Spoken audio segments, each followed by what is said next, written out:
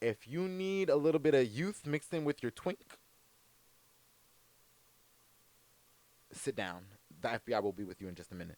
Are politics that fickle to you that like you only want to vote when you're interested or when you believe in the person? Is C Smoke a girl or a boy? Because I swear, if C Smoke is a girl, C Smoke has the spirit of black woman because he said, "Fuck it, I'ma do it my damn self. I'ma do it my damn self." Hello, you guys. Welcome back to another episode of the Culture Corner. It's been a minute, for real. Um, it's been a minute because I have not had the place to myself. I still live with my parents, unfortunately, and I film in house. So when they're around, it, the vibes are just not. It's just not giving. It's just not giving. I'll just say that. If you're gay, you probably understand. But yeah, so how y'all been doing? How y'all been doing? Y'all been doing good since we've been gone? I've been doing all right. I've been doing all right. I really, really, really, really wanted to record this episode way earlier, but I'm still gonna go ahead and record the one that I had intended. Obviously, so much stuff has happened since I was planning on recording this episode, so we will be talking about OT, some old. I might. House of the Dragon is probably gonna be the most like up to date thing that we talk about today, but and U.S. elections, U.S. politics. But I just wanted to first get it started, warm up, ask y'all how y'all been, see how y'all been doing, see how life been going.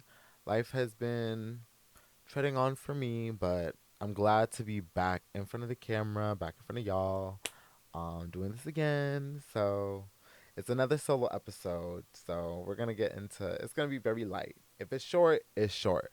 I've been trying to get this episode out and I just really want it out. So if it's short, I can accept that. It's like 5 a.m. I've been up. I've been trying to get ready. But enough about that. Enough about me. So let's just get into it. I really just want to get into everything just hot and ready.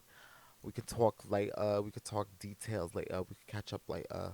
But we need to get on what happened on the TL that I wanted to discuss. We need to talk about so much stuff. So let's get into it. So first thing, the BET Awards. Everyone saw the BET Awards. I just really wanted to bring it up because I wanted to highlight Victoria Monet, Chloe Bailey, all the females of the award show because their performances were amazing.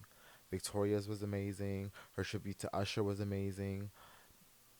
Tinashe danced really well. She could have used a little bit of help in the vocal part, but she was singing live, and that's all that matters.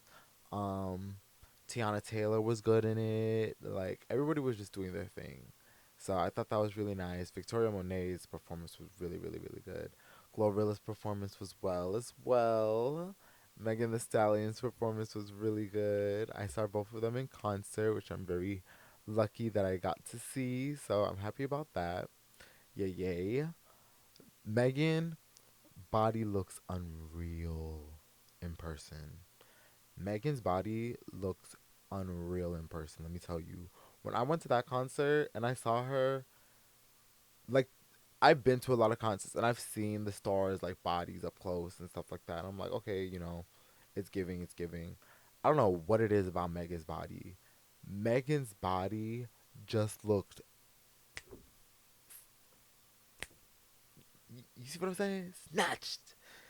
Snatched. Like it was just like ooh, perfect, perfect. Like I was like body peak, body peak. You can't like tens. Her body was on tens, at least at the Atlanta show. Like it would just look so perfect. I'll probably put a picture somewhere. It looks so good. Like I was just so shook. Gorilla was really good. Gorilla's body was really, really, really good. She's a skinny mini. She's a skinny mini, but she rocks what she rocks, and she does it really good. Like, and the hair be killing it. Like, I love Megan's hair during the concert. She had this nice puffy afro-esque hair. It was so pretty. I was like, ooh, yes, girl. It was giving hottie. She's one of the reasons why I want to become a hottie. Like, now we're starting to work out a little bit more, do our ting.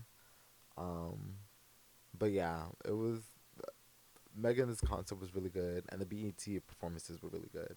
Kitchenada, who I'm going to see in October. Kitchenada performed in Victoria. He shouted out the Haitians. He says like passe.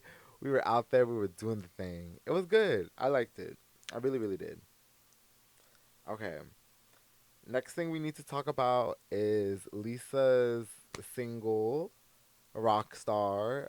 I really wanted to shout this out because it was at first, I didn't like it when I first heard it. I was like, okay, not when I first heard it, the first beginning part of it. I was kind of just like, ooh, okay.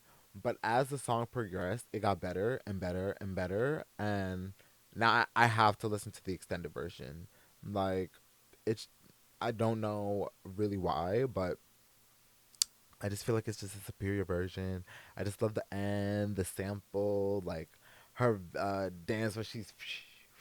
I was like, ah, like that was she ate. Sean Bankhead produced obviously or choreographed obviously. He did a great job with Lisa. Oh my god, because Lisa ate that. Lisa ate that. But Lisa's one of the dance girlies. She knows. She knows how to do an 8 count. She knows how to do a 16 count. Ho, like she gonna do it to you easily. Like I love Lisa. So I really wanted to highlight that because I'm excited for Lisa's new breakout. Um, we need to talk about Megan's album. Megan's album was really, really, really good. I enjoyed it. I enjoyed it. There were some songs that I kind of like don't really mind, but I really enjoyed it. Can I be honest with y'all? Even to this day, everyone is like a fan of Mamushi. Everyone loves Mamushi. Mamushi's fun. Do I think she's that girl?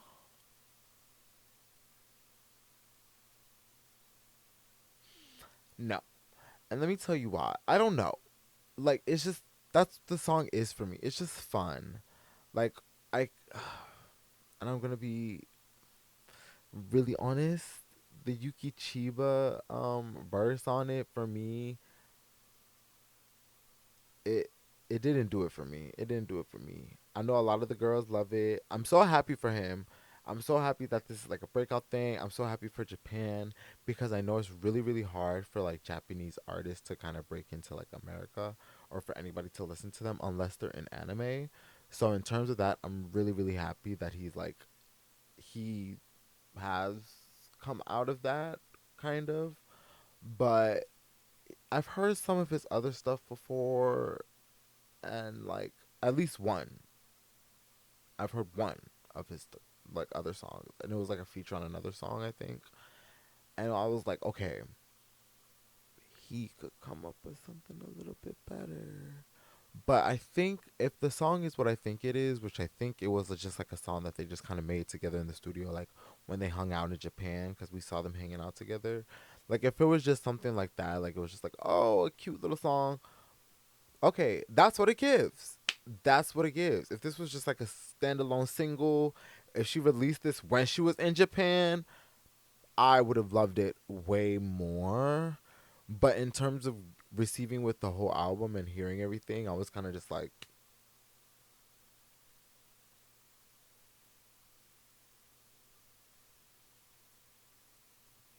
okay, okay. But yeah, so that was my only thing about it. What did I like? I liked both ain't shit. I like Worthy. I like Boa. I like Rattle. I like Hiss. I liked Downstairs DJ. I liked Miami Blue. Like there was a lot of songs that I liked on there. So it was a really good album. I think it was good. I saw Nicki being petty once they saw the sales and it wasn't high. And I don't know. I how do I say this? I do see it where a lot of people's critiques come in about like Megan needing to switch up because In terms of track listing for me personally, I thought his should have been last, and I think what was the song that was first? I think Cobra should have been first. If it wasn't Cobra, that was the last song. The song that was last should have been first. But yeah, I saw Nicki being petty about it, and I was just like, okay, Nicki, like, there's just I don't want to be like, oh, there's no need because sales don't matter, da da da, because it's Nicki Minaj and the Barb's. Like, they're gonna just say, of course it is, da da da. Like, I just want to say, like, people like Megan Thee Stallion. Like, okay, yeah, the numbers were low, but like, so she can have a comeback. Like, just like this could be her four. Remember when Beyonce started coming on, and then she couldn't really her four sales were low, so everybody thought she was canceled or getting like over with and shit like that. And then she came back. Like, look at her now. And so just calm down with that, Nikki. It's not that serious.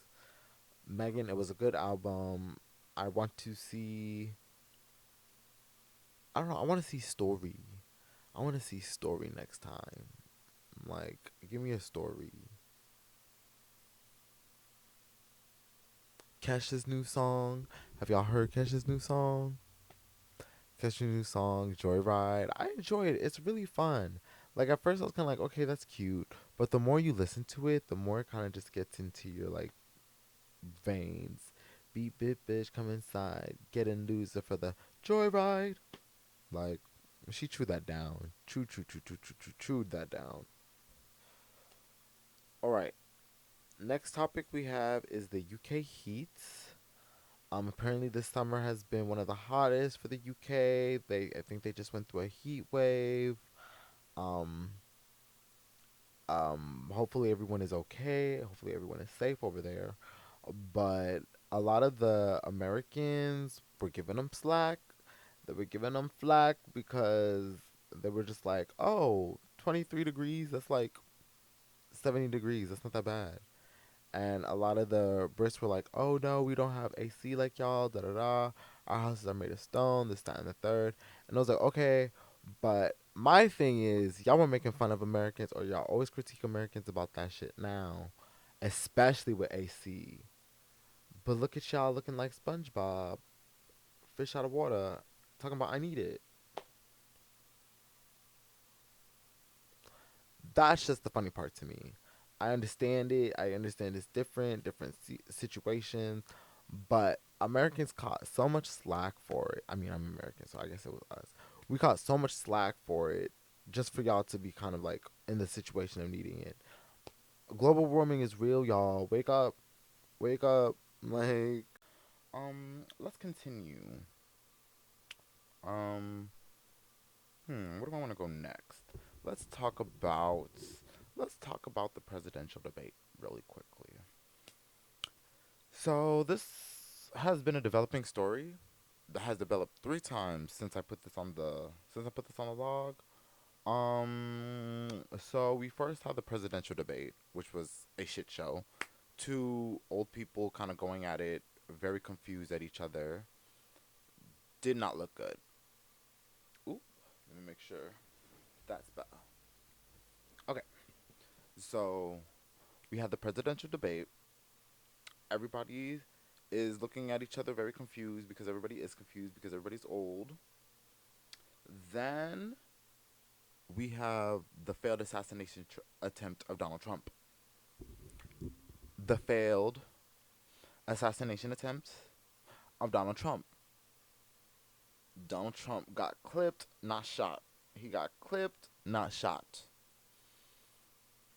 So the election is going to go as planned for the Republicans, even more charged up now because their sacred leader, their fearless leader has been shot. So obviously he's the one.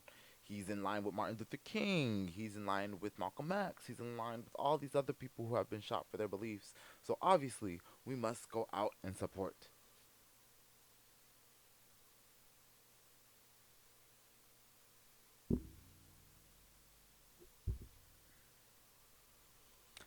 Lord, have mercy on us. That's all I'm gonna say on that.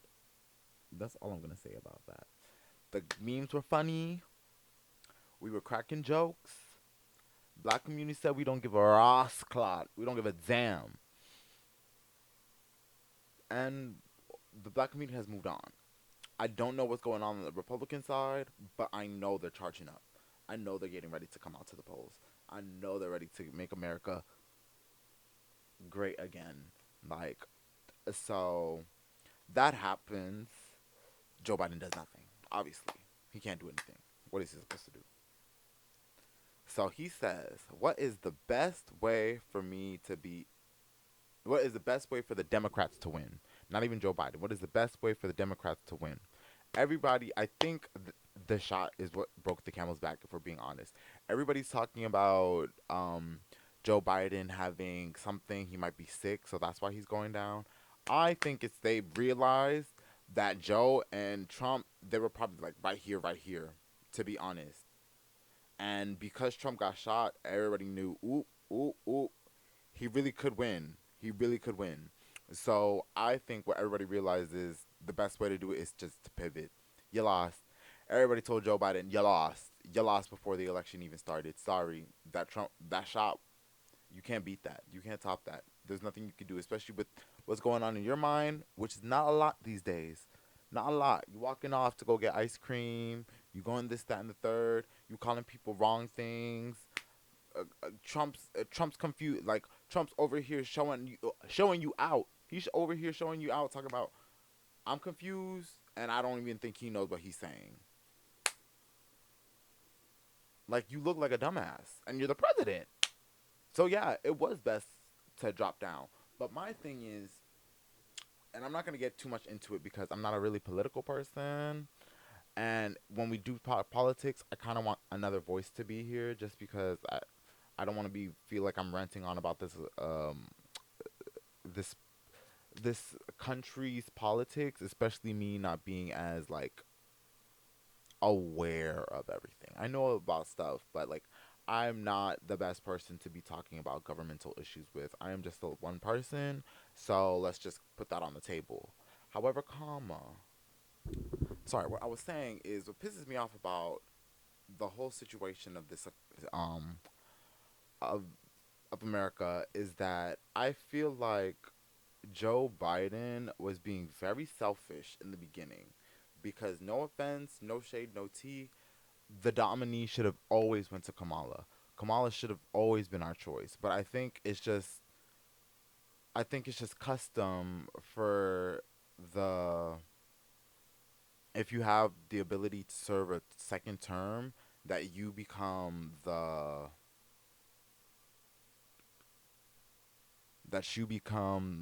what's it called? You become the automatic nominee because it's just easier to keep you in house than it is to put someone new in the house.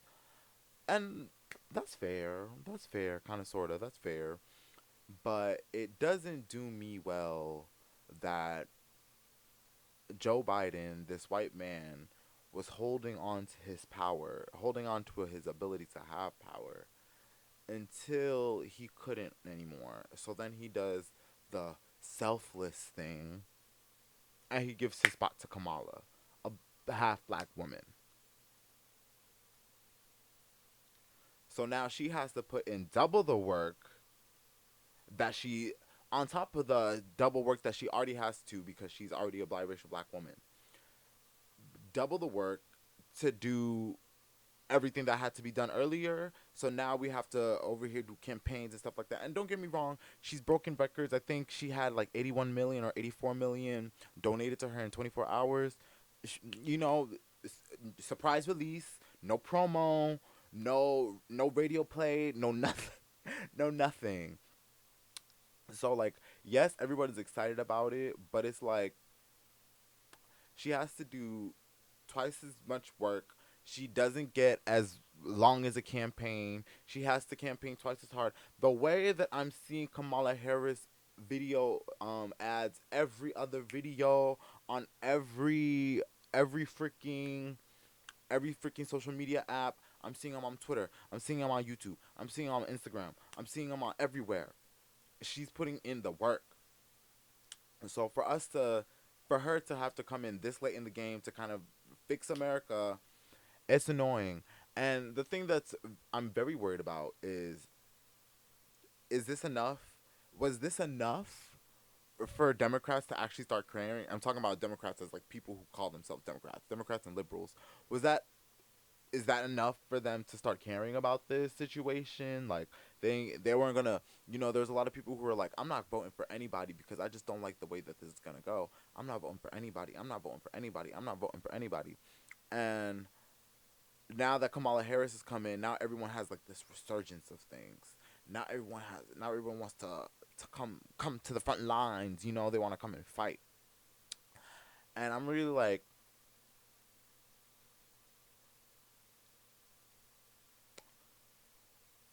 is our politics that fickle to you? Are politics that fickle to you that like you only want to vote when you're interested or when you believe in the person? Like, I know that the lesser of two evils shit is so horrible and we don't like it, but at the same time, it's true, especially when we're working with a two-party system. This two-party system is going to be the death of America. I'll tell you that right now. It's going to be the death of America. And you know who else said that? The founding father himself, George Washington. He didn't want us to have a two-party system. Why we have a two-party system? Why we ignored our founding father? I do not know. I really don't know. But we do, and now look at us. And I get it. There is the independent party. No shade. We love the independent party. One of these days, the independent party is going to be our way to pivot. But as of right now, the independent party is just for show. It's just so we can call ourselves a non two party system. That's exactly the reason the two party system right now in 24, that's how it works. No one ever wins. No one ever knows who the independent is. No one ever talks about them. Where are they? Where were they during the presidential debate? I mean, I didn't watch the presidential debate. I don't have time to watch foolishness. So that just pisses me off. Kamala coming in way late, giving the black woman the shorter end of the stick already. She's already handicapped because I feel like we should have been done this. We could have done this back in September when you were looking like a dumbass. Was it September or was it earlier this year? What earlier this year when you were looking like a dumbass? Like it didn't have to go this way, but here we are. Here we fucking are. And now that I kind of like knocked the whole system down a little bit, let's knock it down some more. I think it's very weird how, personally, the way that I've come to see this world is a capitalistic black hole. And America is king of that. And so, what I mean to say is, I believe that there is no good president. I believe that there is, right now, a way to like give people PR, give presidents PR, a little a way for the people to like them for what they do, but they don't really know what's done. Like let's say, for instance, black people, we love Obama, and yes, don't get me wrong. Too, as a president, I can talk about Obama. Obama's the first president that I'll like latch on to, that I say that I like, that I'm cool with. But let's be honest, Obama was doing the same war criminal things that the other presidents were. Obama was doing the same war criminal stuff that the others were doing, which makes him the same kind of war criminal. Same thing as T. Biden. Same thing as T. Biden. Little Biden over there doing the same thing, just with the pride flag on the plane. And no shade, no tea. Whoever gets into office next, they're gonna be the same thing. Yeah, I mean, at least it's not Trump where it's gonna make it worse for us in America. But one thing about America, which I really clocked, is we don't talk about our impact outside of the world. All we talk about is internal affairs. Like in America, from American perspective, we really only talk about internal affairs. And sometimes when we have situations like Palestine, when you have situations like what might go on in the UK, when you have situations that might go on in France, America's buddies in colonialism through and through, you won't hear anything outside of that.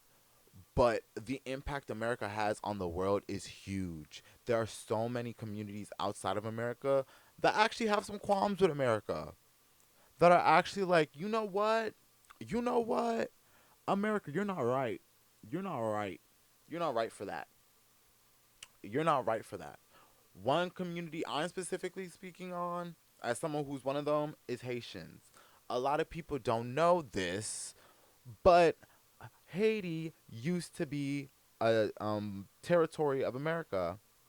When America was scared about not colonialism, communism, and they wanted to make sure that no country fell under communism. They thought that Haiti, because of their history of white people, I think specifically Germans or Polish, they were like, ooh, that's a little too close for us. So they came to the country. They emptied out our bank's gold, brought it over to America, and then once they were like, okay, you guys aren't going to be communists anymore, they just left, didn't give us no gold back. And this was after America's buddies in arms, France, made us pay for the slaves that freed themselves because they didn't want to be slaves anymore. That took about 100 years, I believe, to pay off. So when the ADOS and the FBAs and the dumb, ignorant Black Americans, not Black Americans, my bad, the dumb African Americans, let's be specific, because Black American is a racial term that we fall off under, whereas African Americans is an ethnicity. Um, the ignorant African Americans will talk about the Haitians like they're taking jobs, like they're doing this, like they're doing that. They don't appreciate what we did for them for this country. Don't get me wrong, some of them I understand where they're coming from, but a lot of the ignorant ones, mind you, a lot of the ignorant ones say stuff that they don't know. What I'm talking about is the fact that America fucked with Haiti just as much as France did. And not only that, America gave Papa Doc, our dictator, the handbook on how to rule or on how to control the vote. Because that's how America fucked with America. That's how America fucked with Haiti. Haiti, they killed one of our activists, one of the people who are rightly against American rule and under Haiti. It was they've done so much. So what I mean to say is America is evil through and through. America is evil, evil, and I really just don't think that having no shade, having the first black woman in office is gonna make America less evil. Especially when we're talking about what they do in totality. We're not even talking about just one specific thing because I feel like what we like to do is like we like to like take things down in parts. We like to just say, okay, this right here, this right here, this right here, this right here. No, we need to look at America as a whole. America as a whole is a shit country because first of all, it's built on the land of natives. It's built off the backs of slaves, and then not only that, they've gone to do imperial things outside of the country that doesn't make them look like an empire. But what other country has so many fucking army bases throughout the world? I would call that an empire, if we're being honest. And America just doesn't like to call themselves that because it's like a bad name. That there's like a bad term that's with that stuff. There's reasons. There's a reason we're fighting for our freedom. No, no, we're trying to rule the world, low key, no shade. That's why America is one of the, I don't want to say the youngest countries because there's so many countries that are younger than us. That's why in terms of like the whole world, America is one of the youngest countries. Yet the whole world falls on looks to America in terms of economy. There's a lot of good reasons and a lot of bad reasons for that. So no shade. I'm still gonna vote. I'm still gonna go vote. I'm still gonna go do my thing, of course. But I'm not looking at this situation as like, oh, Kamala's coming through. We're saved. It's good. I'm actually so excited to vote for her. Da da da. This, that, and the third. No, I'm not because I just know it's gonna be the same bullshit because this is America. This is America. It's the same bullshit. It's just gonna be under a different president. It's gonna either be under the president that we like or a president under that we hate. At the end of the day, the Supreme Court is still the Supreme Court. The same Supreme Court that judge that presidents can do whatever the fuck they want, like they're tyrants. The same court that already outlawed Roe versus Wade. The same judges that are ending affirmative action.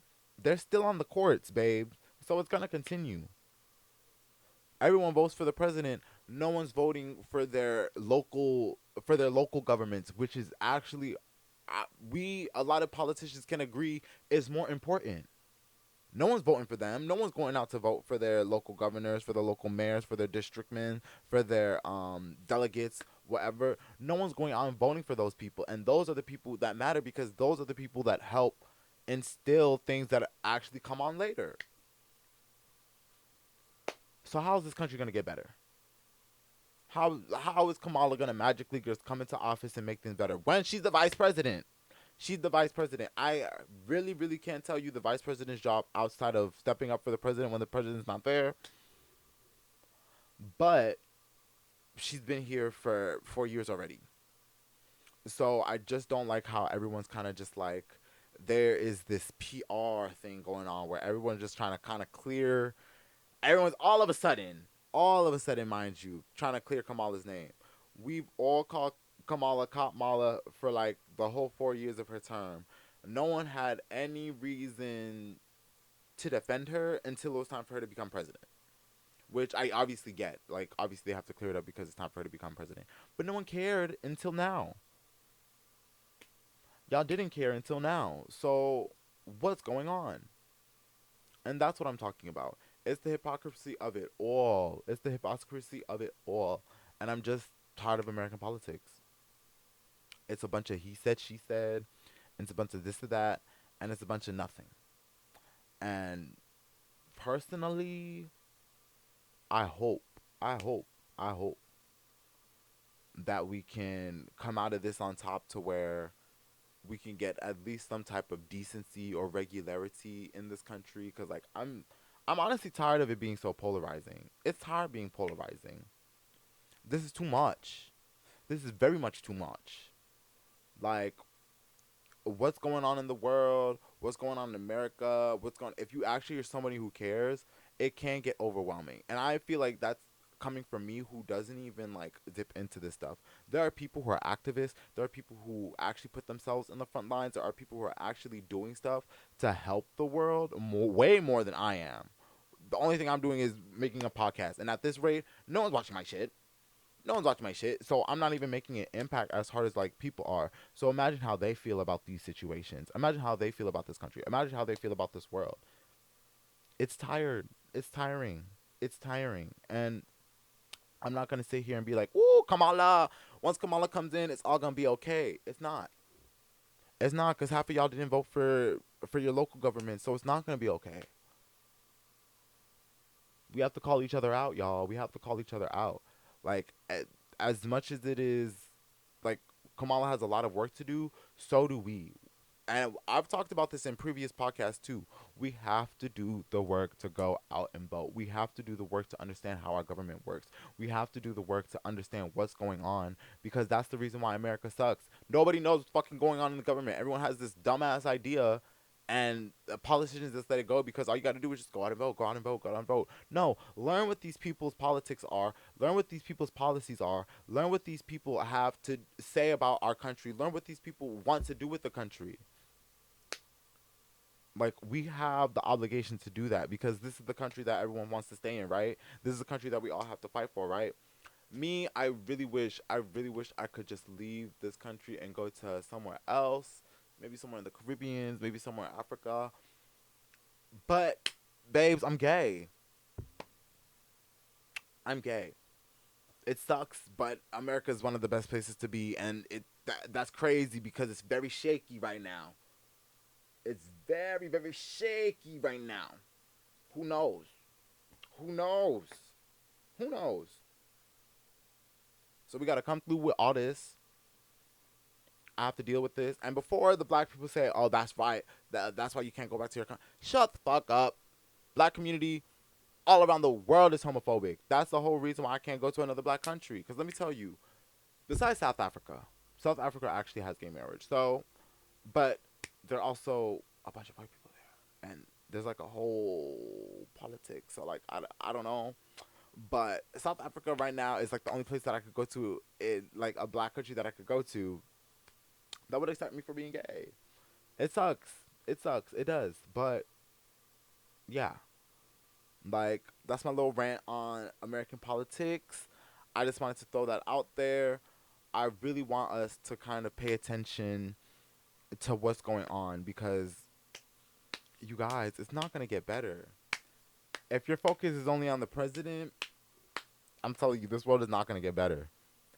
It's strings. These there's so many strings. I want you to think about it. Don't think about this as a web. Don't think about this as just one string. Think about this as a web of people, a web of things. Like this thing is, and when I mean this thing, I mean the American government in general. Government is specifically American government is there's so many strings, there's so many people that are connected to this people to the point where it's like even if you got rid of like the president, quote unquote, the government could still run itself. No shade. The government could still run itself. That's just because of the people put in place. So I just want y'all to keep that in mind when we go into this presidential election. It's gonna be an interesting one because not only is Kamala black, she's Indian.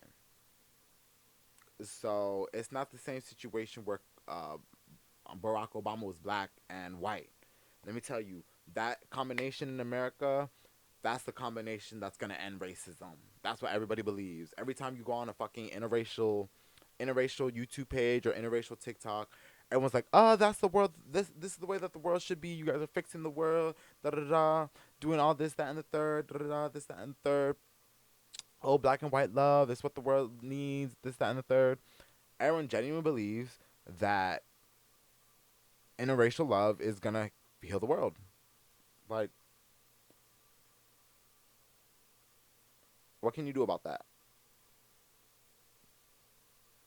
What can you do about that? They all think that it's gonna heal the world. It's all just kumbaya and stuff like that. So Barack Obama almost represented something because he had the privilege of growing up with his white family. So the white people can, oh, this is a black guy who was raised by a white family, and he went to Ivy League, da da da, this, that, and the third. Then on the black side, he had a whole ass black wife, dark skin, mind you. So the black people were like, oh, that's a nigga. We are voting for that nigga. Black, like, for real. That's really what it was. That's really what it was. Because let me tell you, it wouldn't have worked either way. It wouldn't have worked if Obama was a black man who was raised by his black family and had a black wife. And it wouldn't have worked. And I mean, like, this is like, I'm saying, like, say if his mom was black and his dad was white, it wouldn't have the same effect. As even if he had a white wife, it wouldn't have the same effect.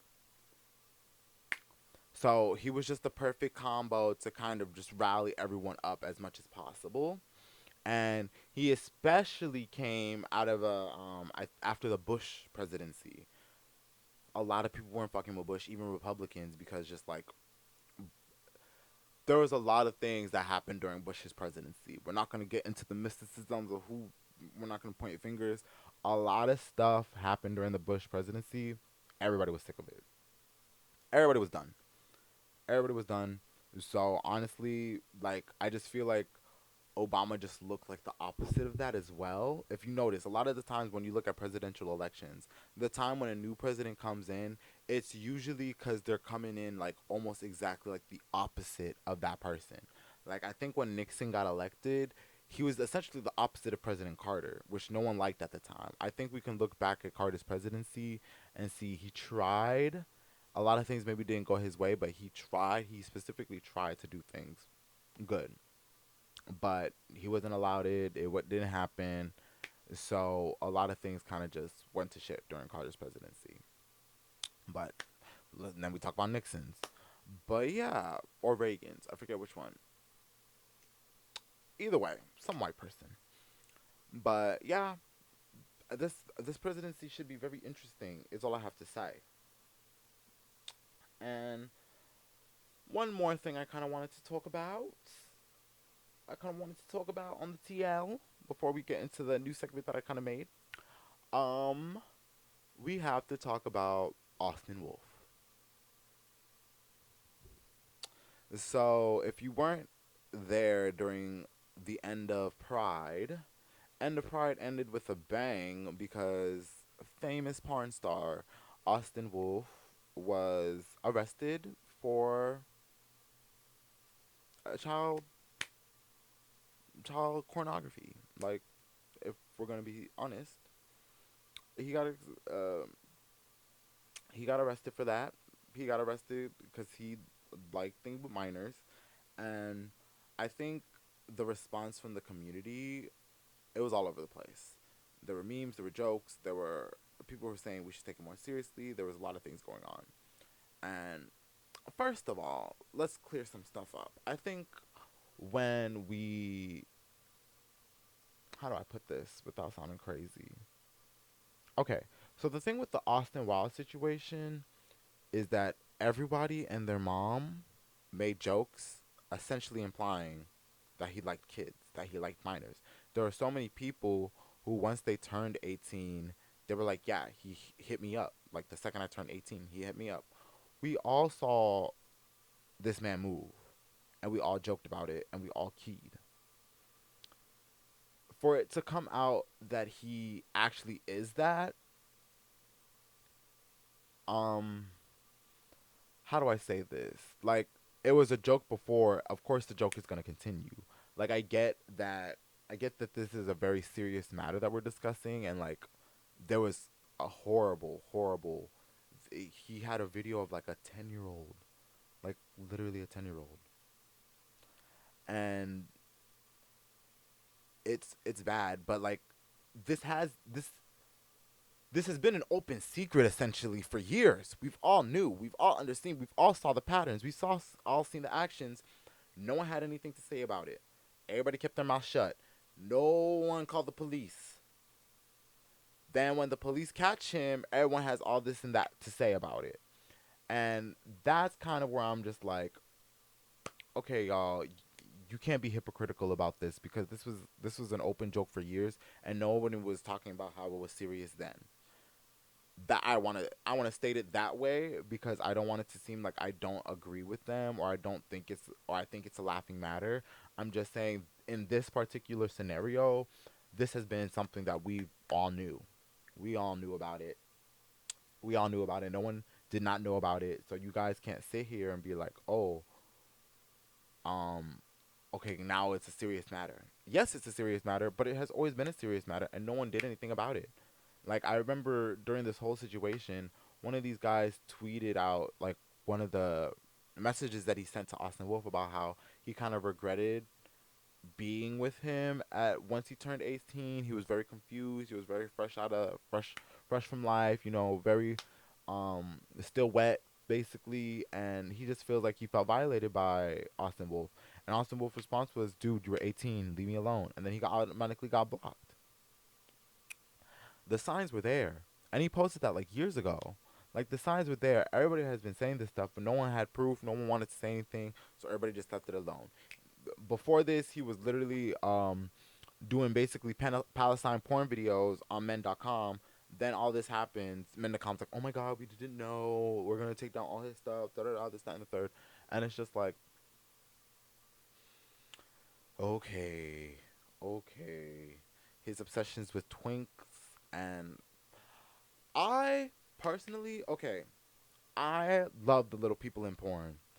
The little people in porn, a lot of them are fine, and some of them have big dicks. Some of them have big dicks. Some of them have big dicks. If you know me, I'm a big dick connoisseur. Um, but it doesn't negate the fact that with Austin Wilde, it just looked weird. It just looked different. It just looked different. I wanted that to make that very clear, because Austin Wilde was always with a specific type of person, and I think he threw in the other ones just to throw us off the trail. But he was still very much that. He was still very much that, and I kind of want everyone to clock that. that he was always this kind of person. So there's that aspect of it. I think the aspect of, I don't want to say people who like twinks are like pedophiles, but I think I think you need to watch out for signs of people who are specifically into twinks.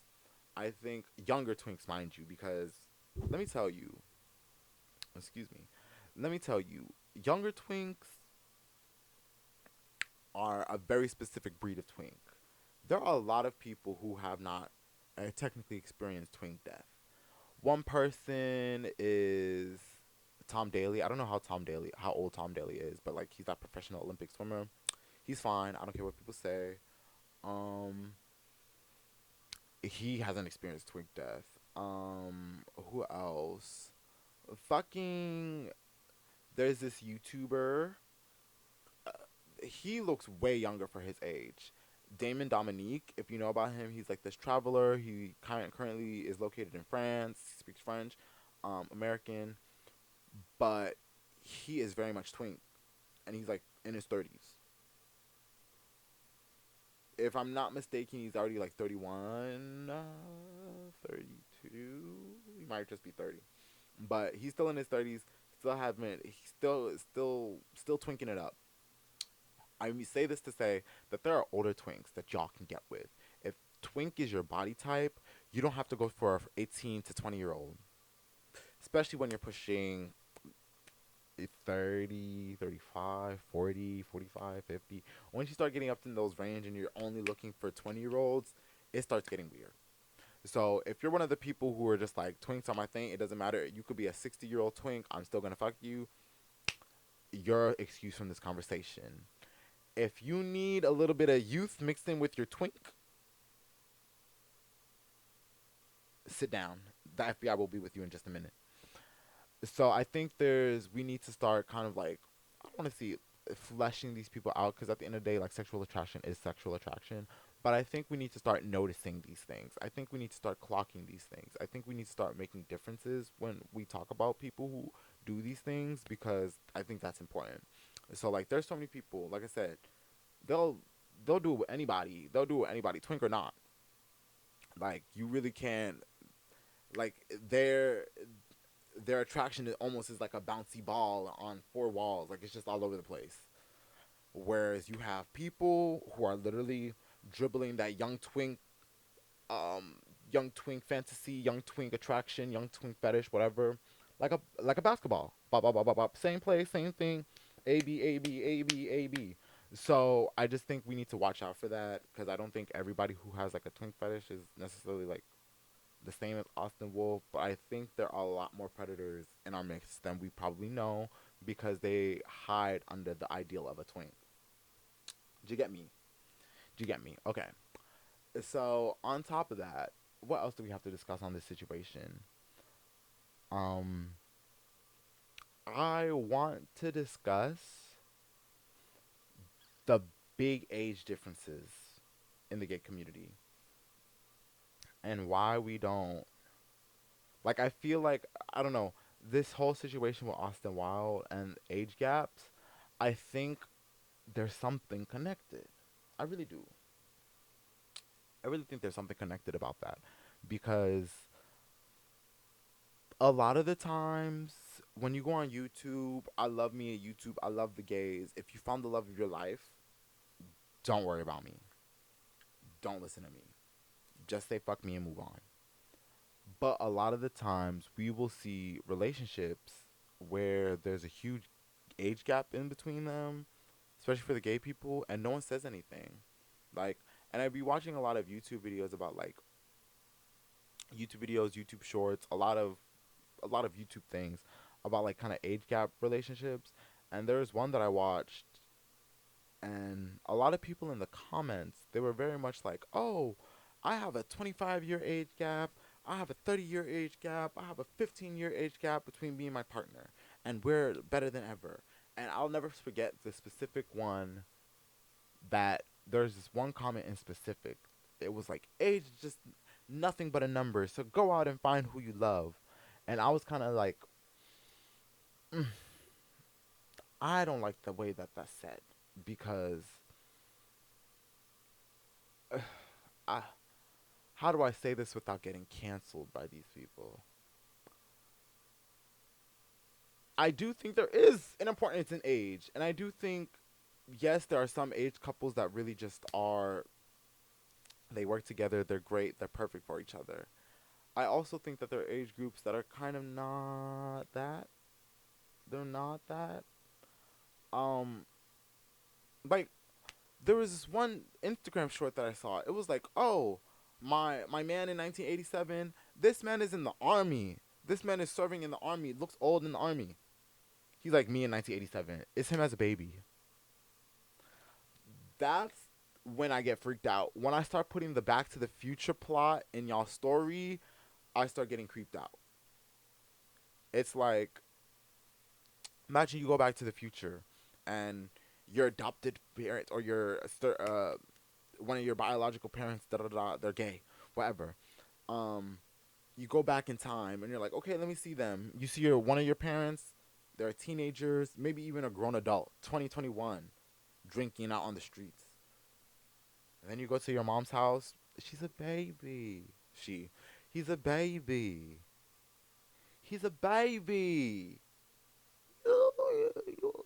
Pinch his little cheeks, his baby.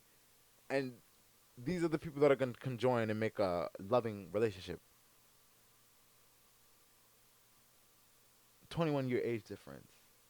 21. I want y'all to realize, just if y'all are over the age of 21, or if you're about to be 21, like say if you're like 20, think about that.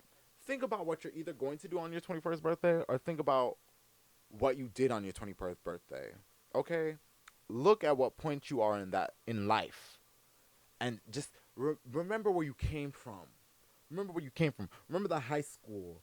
Remember the middle school. Remember the elementary school. Remember all the trauma, all the things that you went through by the age of 20.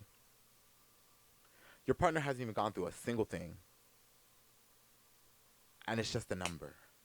Age is just a number. Like, I think it's very important. And another reason why I think it's weird is, like, I genuinely feel like sometimes some of y'all can't be in this conversation when we talk about like pedophilia.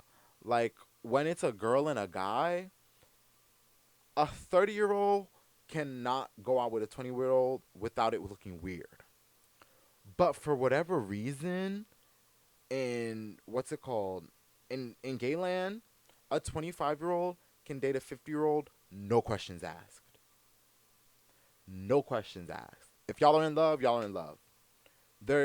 I think there's like an honesty in the gay community where it's like one party will like it'll obviously look like a sugar daddy situation, and sometimes people confuse it for that, but it's not that. But you could like it's just I don't know. I just don't think people in those kind of age gap relationships can really say anything on somebody who's trying to date somebody who's in a younger age gap relationship. Like you as a 25-year age gap relationship cannot say anything about this man trying to date this 30-year-old man trying to date this 20-year-old girl. Because here you are with a 25-year age difference. Like, do you guys see what I'm saying?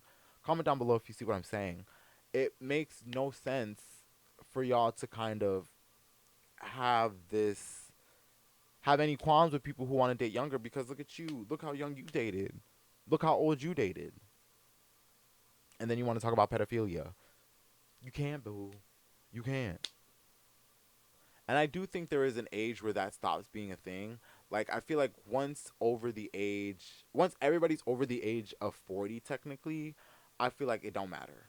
It don't fucking matter. Personally, to me, and I think to the rest of society, it doesn't matter. If you, as a 40-year-old, want to date a 70-year-old, the numbers, as crazy as they are, they're 30 years apart. But no one really cares because I think you've passed I don't want to say the edge of youth, but you're not a young buck anymore, and they're not a young buck either. So it's like, yes, you're younger than him when you're in the 40-year-old's position, but you're not necessarily like a 20-year-old, you know? So there's just difference and there's levels to the age difference community. And I really want us to start noticing, why are we okay with being in these big age gap relationships? Why is it okay for us to do it, but then once it's like a heterosexual thing, it's predatory? Is it, do gays just get the pass because we're gay and it doesn't matter because we're just heathens? Or do we actually care about like these situations? Because I mean, to be honest, like, age gap relationship used to be a big thing back in medieval times. You know, you had 13-year-olds going with 40-year-olds all the time. So for us as like gay people, like, I know that we're like, in terms of like our cultural identity in the world, I know it's young. I know it's young because people back in the days did not identify bisexuality. They just fucked. Like, if they wanted to fuck you, they fucked you. And honestly, I kind of like that lifestyle a little bit more. I don't necessarily like identifying as gay just because, like, I feel like identifying as gay requires you to sometimes show out, or people have ideas about gay people that it's just like, okay, like, yes, I'm gay. I mean, girl, I could be gay, okay, but like, I don't feel like I'm gay all the time, or I don't feel like it's like always a thing. So I just feel like we should go back to the time where everybody just fucked. Like, if you wanted to fuck somebody, you wanted to fuck a guy, you fucked a guy and you moved on. If you wanted to fuck a girl, you fucked a girl and moved on. Like, I would love that time. But I know that we're young in kind of like our cultural identity age, but like, are we really okay with older people really going with older guys just because everybody is consenting?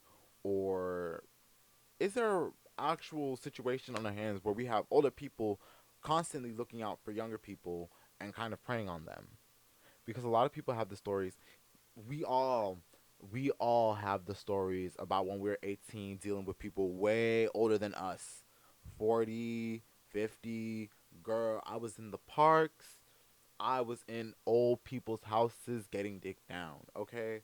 And to be honest, I still haven't seen those people around. Maybe they're dead. Maybe they moved out, but I haven't got a recall for them. A lot of them were very, very sneaky, sneaky. A lot of them did not respond to me the next day.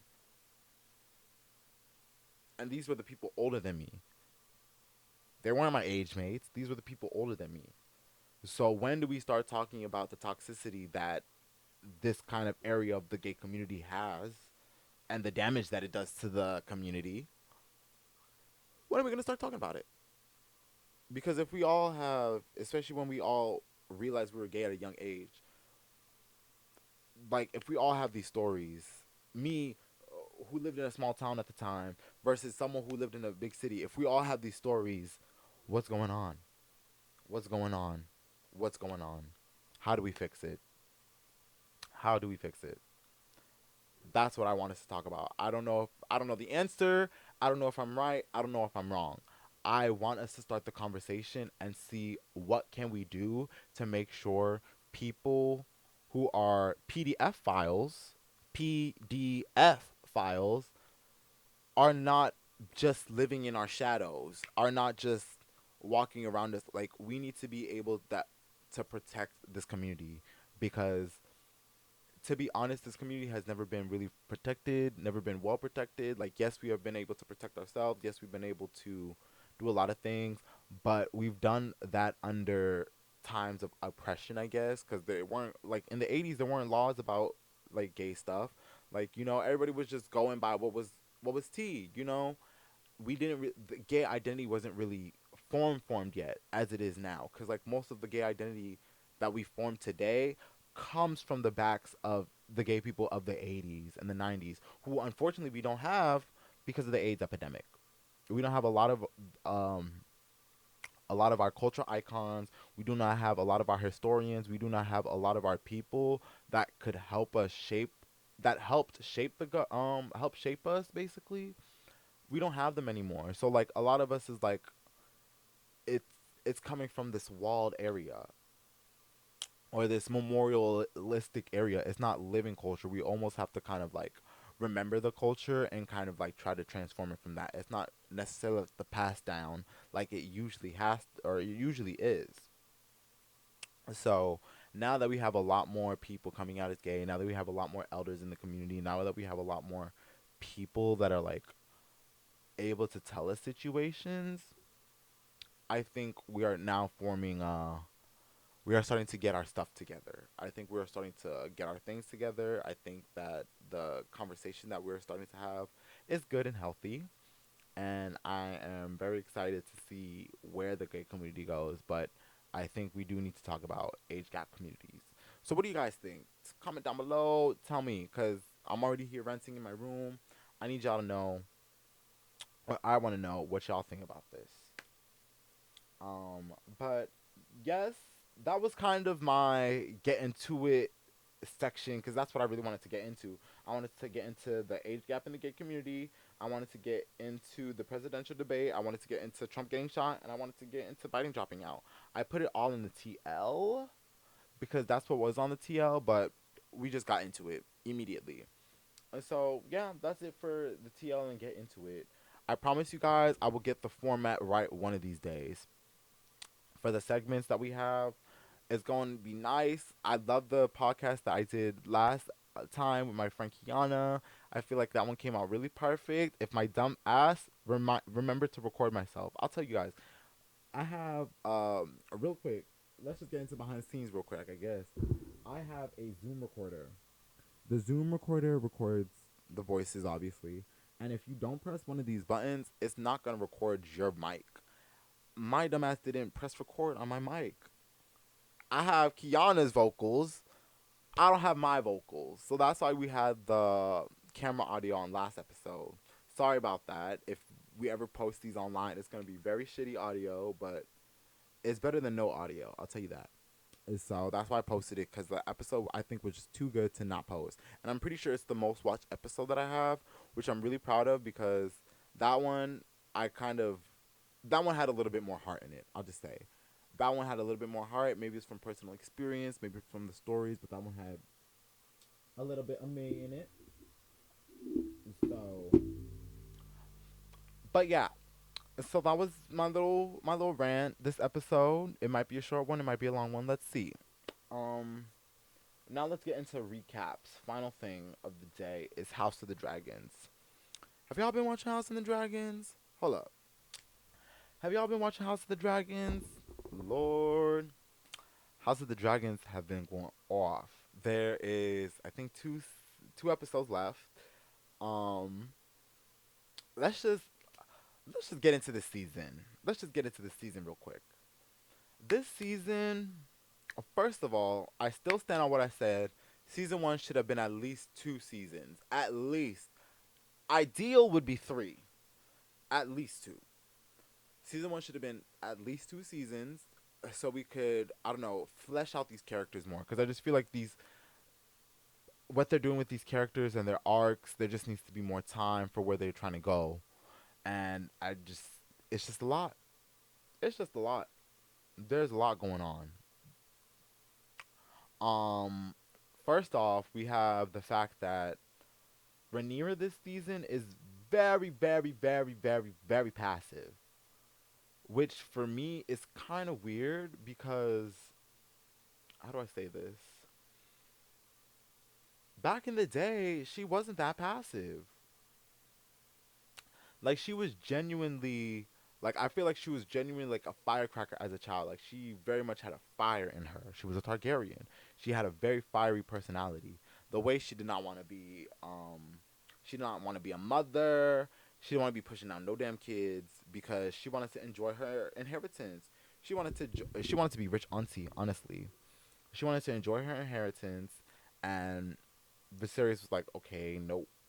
And so they kind of forced her into marriage. They kind of forced her to do a lot of these things. And as much as I love Rhaenyra, like I don't see like that Rhaenyra I loved because it was very much like free woman, strong independent woman. You ain't gonna tell me shit. But then it kind of turned into passive Rhaenyra, and that's okay as an arc. But I wanted to see how that happened because remember, first episodes, first season, she's like, girl, fuck that. No kids. Fuck them kids. I don't want no kids. No baby daddy, no nothing. Like to be stuck in here pushing out babies, that's the worst. That seems like the worst thing anybody could do. Okay. How does she go from that to all of a sudden being an emotional, caring mother crying for her child who just died? I'll reiterate that fact one more time. Okay, we go into season two. Allison is a whore. Allison is a whore. She is a whore and she's a hypocrite. The reason why she's a whore is because the reason why she's a whore and a hypocrite, this is why she's a whore and a hypocrite, you guys. She is a whore and a hypocrite because she double dipped on her friend's ex fuck buddy. The one that basically broke their friendship. She was like, yeah, no, you're a slut. You're a whore. Sleeping outside of marriage. Disgusting. You're weird. And before everybody gets on my ass, her husband died. Her husband died. Her husband died. Her husband died. Okay. What's Kristen Cole's excuse? And what's Allison's excuse for helping Kristen Cole do that?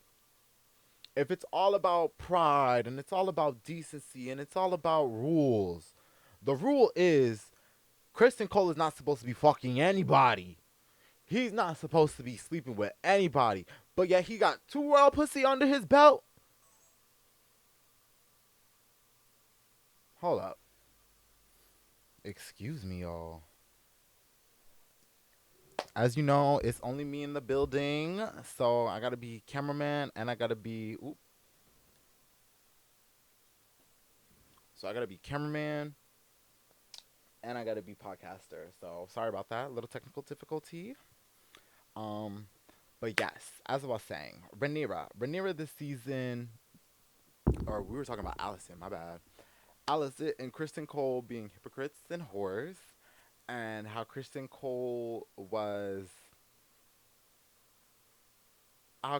not supposed to have sex with anybody, but yet has two royal pussies under his belt, and everyone might be saying, "Oh, well, why are you calling Allison a whore?" Because Allison is the one who's trying to keep up this facade. She's the girl who's like, oh, that's wrong. Oh, decency will prevail. This, that, and the third. She's the one who stopped Kristen Cole from killing himself because he felt shame about doing what he did. And now they're out here fucking and sucking. To the point where she has to take a morning after pill, plan B, quick abortion. Like, y'all can't be serious. Like, she's not a good girl. She's not a girl's girl. That's for damn sure. She's not a girl's girl because a girl's girl would never try to take someone's inheritance like that. And she's a hypocrite to herself because yes, while it's all fine and dandy for her to be fucking people, it's not fine and dandy for Christian Cole. And for her to be talking about decency and stuff like that, she would find a man who could decently fuck her. Someone of her status, someone of her level, someone who doesn't have to take a vow of chastity. Clock that. Okay? So we have them being the hypocritical fools that they are, and we have the rest of the world falling apart. Let's talk about some plot points. Let's talk about let's talk about Allison literally getting kicked out of the fucking council by her son. Like, did you not think? Hold on, I'm getting a little hot. Did y'all not think? Did y'all not think that that was gonna happen? Like, I just don't understand why she just was so confused. When I was like, girl, like it's true, you don't hold weight on the council. Like, the whole reason why you're on the council is dead and gone. Dead and gone. Dead and gone. Oh, oh, I've been finding my way too long, too long. Like, it's dead and gone, girl. Those days are over. So, and you serve no real purpose because all you do is berate these people for their plans. All you do is tell people. Sometimes it's true. Telling Sir Kristen Cole that was a dumbass plan. Dummy. You're a fucking dumb bitch. Since you got your degree and no fucking everything, you dumbass bitch. You's a dummy bitch. Like literally, like literally. And then she starts trying to talk to Eamon. Eamon's like, girl, what you do here? What is your job? What is your purpose? And she's like, I've served the realm. I've done it for your father this whole time. And she's like, yeah, and we thank you for that. That was cute. That was cute. You ate that. You ate that. But dad's not here no more. So your time is up. Please, please collect your bags and go home. Literally send her off like she was on America's Next Top Model. And then she's like, please, please, have we not um got justice for your childhood traumas basically. And he's looking at her like, bitch, I'm in this to the end, ho. I'm in this to the end. Like, and that's the thing that I'm trying to figure out. I'm like, girl, so you let this man run amok? You let this man run amok because he had a bad childhood that was caused by you? Like, what? Like, that just confuses me so much. And it's just like, girl, first of all, he don't want to tell you this. He's not going to tell you this.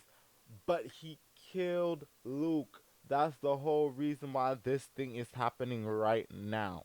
That's the straw that broke the camel's back in terms of the war. But like he's always done this. So you're okay. You didn't tell him anything about killing Luke because you thought he was just avenging his childhood. You're a dumbass. You're very much a dumbass. Let's talk about that. You're very much a dumbass. You didn't talk about nothing else. That's what you were worried about. Like, okay, Eamon, Eamon is trying to be Damon. If y'all didn't notice, if y'all didn't clock, Eamon is really trying to be like Damon. Like he has this obsession. Like look at him how he's like, oh, if he wants to come at me, he should come at me. Even though everyone knows, like, yo, look, Damon's not the one. Everyone respects Damon that much. Everybody knows Damon's not the one. Okay, we play a lot in this family. We know we even kill a bitch. Don't play with Damon. Just, just don't play with Damon. Even Rhaenyra, look at Rhaenyra. Instead of Rhaenyra being like, "Bitch, you're not serving me well," off with your head. She's kind of like, "Oh, I'm scared of Damon. I'm scared of Damon. Like he's my father's brother. I'm scared of Damon. I'm scared of Damon." Like Damon has respect on his name, and Aemon wants that respect. So that's why he's trying to do all this silly Billy stuff. That's why. And if you look at the relationship between Viserys and Damon, you will understand. I don't want to say you will understand, but like you can kind of see a parallel to how Aemon is kind of trying to do that with Aegon, but even worse, he's trying to become a worse Daemon basically. Like, cause Viserys and Daemon actually liked each other. No matter all the fights that they have, no matter all the things, they're on some Daemon and Stefan shit. If you watch the Vampire Diaries, you understand. They're on some Daemon and Stefan shit. They hate each other until it's time to fight for each other. Then they're each other's best friends. Um, Aemon, I think he really has it out for Aegon. Obviously, because he burned the nigga up, toasted the nigga up. He went toaster. He went cook. He said, "You know how we eat hogs? This is how they feel. This is how they feel." Poor Maylies. Poor Maylies. Poor Rainies. Rainies deserve justice. Rainies deserve justice. Rainies deserve justice. And no shade, Rhaenyra is fucked up. Rhaenyra is fucked up because Rainies was technically acting like her hand. In the beginning, she was the one who was telling everybody, okay? She was like, she is a grieving mother, y'all. Chill. She was out there telling everybody she needs time to grieve. She was out there. She had Rhaenyra's back when she went MIA. She was telling Damon, you ain't gonna do shit because you ain't the king, bitch. You ain't the king. She's the queen, okay? I would listen to you if you were the queen. She was doing technically everything that the hand's supposed to do. But she didn't get no recognition for that. And I know Rhaenyra's like, okay, she was a real one after her death. But what does that matter? Like, what does that fucking matter? That pissed me off. Like, the way Rhaenys went out, like, I know it's in the book, but she didn't deserve it. She didn't deserve it. And the whole fire going up at the end, I was like, you really just have to kill every chance of her coming back. And what pisses me off the most is how she kind of left everything with Corlys. They were fighting and stuff like that, and then even though they kind of made a quick makeup at the end, it wasn't enough for me. Like, and Corlys now has lost everybody. He's lost his whole damn family. Everyone in his family's gone. Daughter gone. Son gone. Wife gone. Like, what does he have? He ain't got nothing left. He has nothing. I have nothing left. He has nothing left. That's not fair. That's not fair. Corley's. Damon. Damon's still on his psych trip. He's still going on his psychedelic trip. Thinking here, I was like, there's something in the air in Harrow Hall. There must be something in the water. That's why the people aren't hallucinating because they're used to it. Damon's not.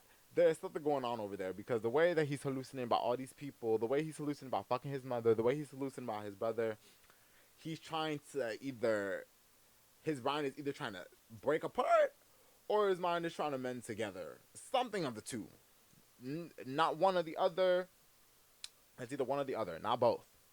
So that's very interesting. I don't like Damon anymore though, because I mean I know he was supposed to be the anti-hero of the story, but the way he's kind of like, I'm doing this for Rhaenyra. Then he's out here in Hall and he's like, they kind of tell him, he's like, you're the king consort, babes. Like you aren't really, you're not really, you're not really here. You know what I mean? Like you're here under um the crown of Rhaenyra basically. And he's like, that last part necessary. You could just stop. You could have just stopped that king. If we're being really honest, you could have just stopped that king. And it's like, yeah, the Targaryens. This is why Daenerys became the last one because they're just fucking crazy. They're absolutely crazy. Like, what the fuck do you mean? You're just the king. Like, no, there's rules for this, and if you want to be king, you're gonna have to do something nasty. Now, if y'all don't know the story, it goes crazy. Like, there's so much more after this, but the pacing, they slowed it down way much. Way much. Let's talk about the dragons real quick. Sea Smoke, I'm absolutely sick of Sea Smoke. Sea Smoke, they were like, okay, look, we gotta find a writer for these bitches, and there's not enough Targaryens to be writers, at least at this time. So she's over here like, you know what, let's try to pull up people from the ancestry book. Let's try to find like distant relatives, and let's try to see if they can ride dragons. And let me tell you, it's hard enough for a Targaryen to ride a dragon. In the show, they make it look very simple. But no, Targaryens can also be fucked up by dragons if the dragons don't fuck with them. Like, you really have to have a bond with your dragon.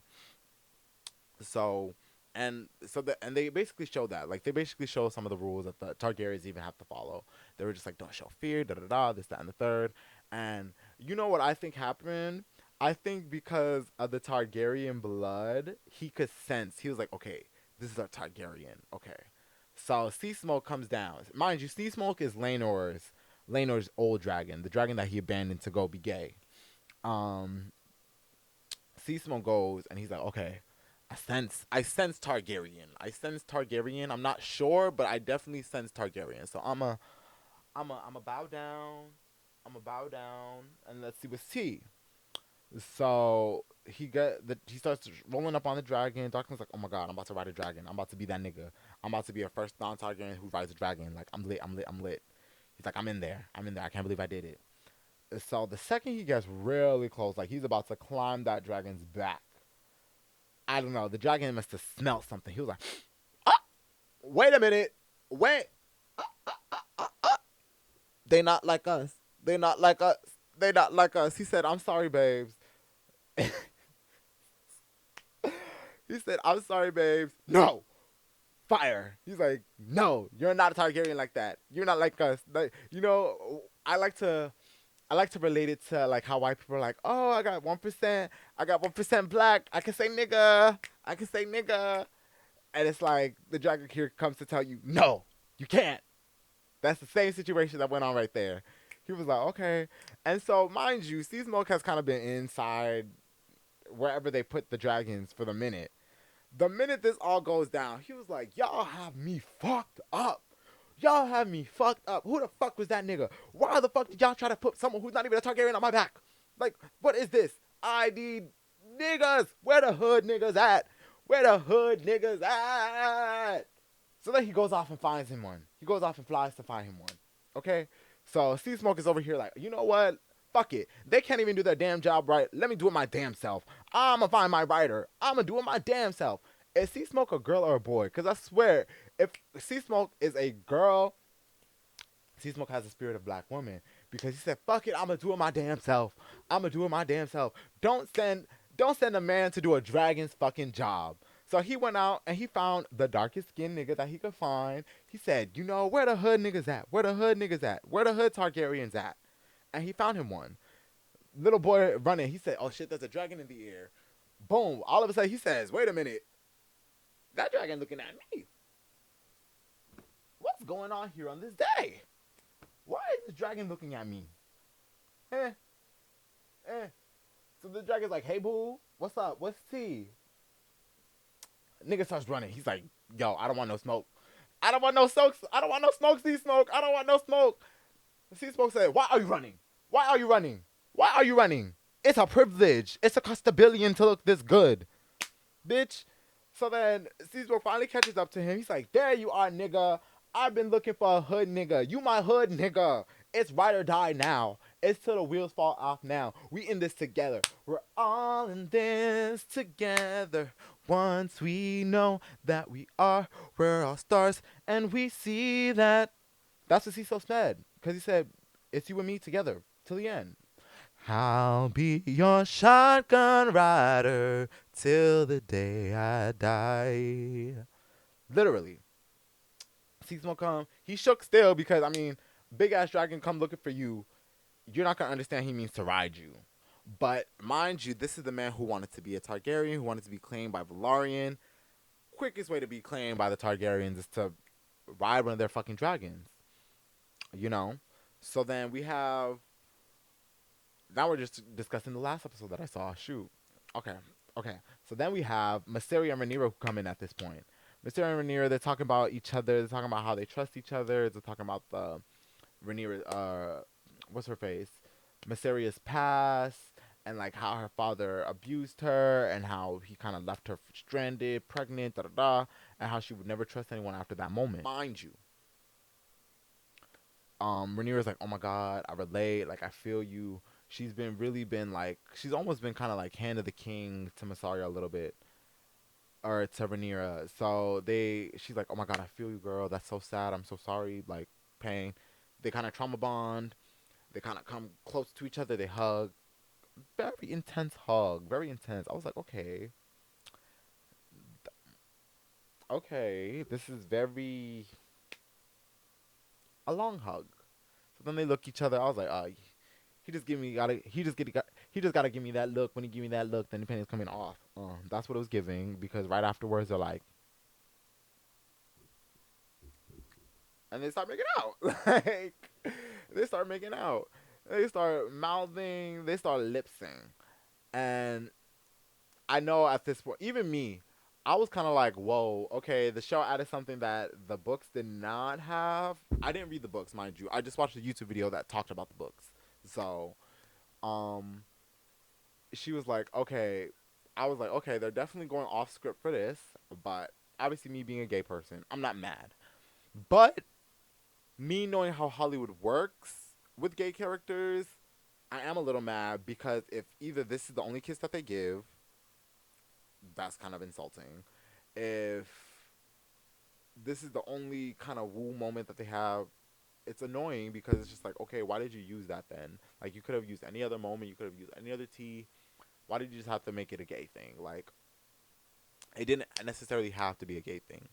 That's what I mean in terms of Hollywood. If that's what Hollywood's gonna do.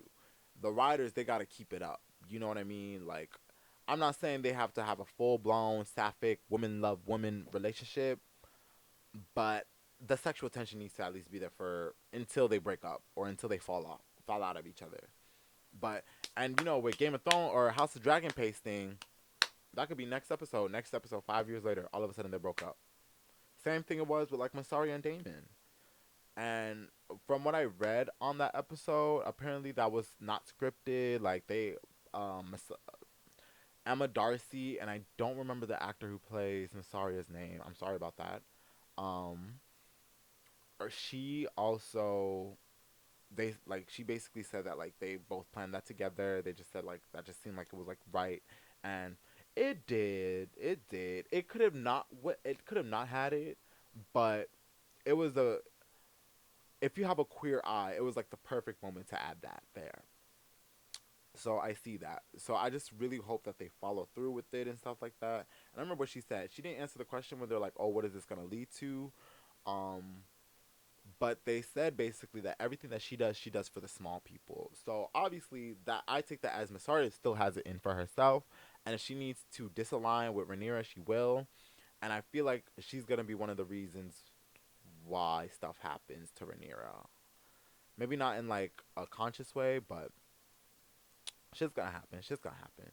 So now here we are. We're waiting to see what Rhaenyra has to say because right, the kiss was broken up by someone coming to tell them the news about Sea Smoke having a rider. Now, if you don't know, the Targaryens are very popular for being in these times or in these books. They're known for being very sexually liberated people. They're known for being very sexually charged people. They're known for having sex. They're known for being freaks. So like I don't think what Rhaenyra was doing was outside of the Targaryen tradition technically, because if they're freaks, they're freaks. So obviously she's trying to get Miss Arya to match her freak, to match her nasty. Um, but I think because people are still into like the religion of Westeros, I forget what it is, the new religion or something, the new gods, or the gods of the seven, the faith of the seven or whatever. It's not really like deemed by the public folk to be good. So it's very interesting. And mind you, throughout this whole thing, they keep showing us images of the small folk, which I like because I love the idea that these small folk, they're showing like how the fucking monarchy, these fucking monarchs, these fucking rulers are impacting the kid or impacting the people. Because I don't think we saw that in Game of Thrones. Like for all the shit that went on in Game of Thrones, the fact that we don't really see or hear of the people with like any perspective of the people is crazy, especially during the King's Landing episode. For that whole scene, like we're just watching a bunch of these village people like get burned alive and stuff like that, and it's very cinematically cool. I love that scene. I love that episode. I think out of the shit that was season 8, that whole scene, even though people said it came on way too early, I think that scene was just that it came way too early. It wasn't a bad scene at all. It was a very good scene cinematically. Um, but it's just very crazy, very very crazy that they didn't show like the impact that had on the people, like how the people thought of the monarchs during the whole 8 seasons of Game of Thrones. Like shit's going down in these monarchs, like everything's going on. No one's talking about it, but they're showing us all these images now in House of the Dragons of the common folk. But I think that's for a reason. Specifically, that white hair dude. Come on, it's Game of Thrones. It wasn't gray hair, and he literally has like a young daughter. That's obviously a bastard Targaryen who's going to come into play later on. And not only that, me and my cousin were talking about it. I was like, they showed him in the afterwards. Like, at the end of every Game of Thrones episode, they kind of take you behind the scenes of the season. They kind of explain the scenes. They kind of tell you what's going on, which I very much like because sometimes when I'm watching Game of Thrones, in general, especially when I was watching Game of Thrones, like as it was happening, I was very much lost. I was lost every episode because sometimes episodes needed you to remember what happened last season in a specific episode that happened like for 2 minutes to actually know what's going on. And me, who gets very lost very quickly, who can barely remember names of people, got very lost, especially waiting a year after each season to kind of come back. So like you obviously forget because it's been a year since the last time you watched a season. So it's like I feel like it probably Game of Thrones makes way more sense if you watch it through and through, which I might want to do one day. But in terms of House of the Dragons, they showed they literally gave the bastard guy a moment to talk about like his role in the people and stuff like that. I was like, okay, look, if this guy was just a measly side character, they obviously would not put importance on his character in the behind the scenes. They would not give you the person's name and the actor that's doing it. Like he's obviously here for the long haul. That's all I'm gonna say. But I can't wait to see what they do with him. That's for damn sure. I'm excited to see. I'm excited to see C Snoke and his new rider, and I'm excited to see Rhaenyra say, "Hey, what are you doing? That's mine." Like he's like, "Bitch, he came to me. He flew to me. He was fine. I was running away. He came to me, girl. This is mine. If girl, see, Benny's gonna be like, "Hey, that's mine. What are you doing? Give it back." And he's gonna be like, "But was he yours if you wanted me so bad, bitch? Excuse you." Like, I'm so excited for this next episode because I feel like that. It's a shame that it's only gonna be one more episode after this one before the season finale because like they really haven't they really haven't done anything this season. If you get what I'm saying in terms of the war, like yes, the war has started. One person has died, but we just got the dance of the like one dragon dance like 2 episodes ago. That's it. So I kind of am excited to see what happens next. I'm excited to see how they lay it out. I'm excited to see how long House of the Dragons is gonna run because the way that they sped through season one and now they slowed it down for season two, the pacing is way off, very much off, very very very off. But yeah, we'll see, we'll see, we'll see. I guess we'll talk about it on the next episode. There's so much stuff we have to talk about. Oh my god, I can't wait till we get into next episode. I don't know if it's gonna be with the guest. Hopefully, I'm gonna try to get us another guest. But if not, it's okay. But I am excited to see. I'm excited to see everything. I'm excited to see it all play out. Okay. But yeah, you guys, I'm gonna call it right here. I claimed enough of y'all's time today.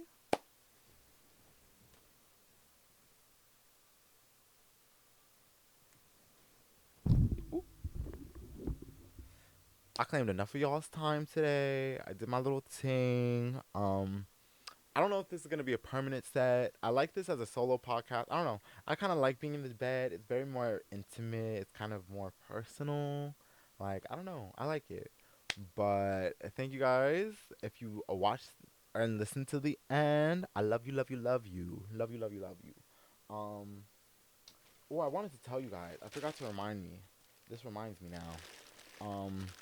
I need to find the website. I'll put the website in the description because I don't have it right now.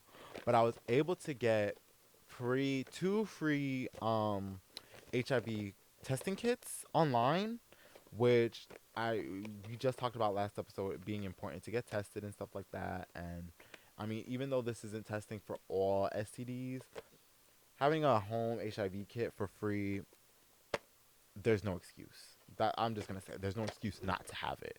So I will put in the description box where I got this, what website I got it from, if they're still doing it, hopefully. But yeah, this was very important. I'm gonna take it later. I was thinking about taking it at the beginning of the podcast and then like finding out the results later. But you know what? Just for my peace and sanity, I'm not gonna do that. Like unless I'm for sure. But yeah, it's FDA approved. It's called OraQuick. Yeah, it's a good little SCD thing. I just thought I should tell y'all real quickly, just put y'all on. That might be a little segment that I put that we might do at the end. Put y'all on. Where we just talk about things that we kind of recommend, things that we like, things that we need, things that you need to get on, whether it be a TV show, whether it be a book, whether it be a fucking moment, whether it be a trend. Well, that might be a little segment. I'll have to write that down actually now that I'm thinking about it. Put y'all on. Okay, yeah. So if you watched to the end, thank you, babes. Thank you, thank you, thank you so much. I'm sorry that it took so long to put another episode out there. I appreciate you listening and watching anyways. Um, in terms of listening on all listening platforms, I finally decided where I'm gonna host my podcast. It's gonna be on Podbean for now. I might be looking into Riverside later, but it's Podbean right now. Very excited about that. Very happy. Yeah, follow me on my socials. You already know everything's gonna be in the description. Thank you, thank you. And yeah, with that, let's end it out. Let's close it out. Thank you guys so much for listening. I will see you guys in the next one. Bye.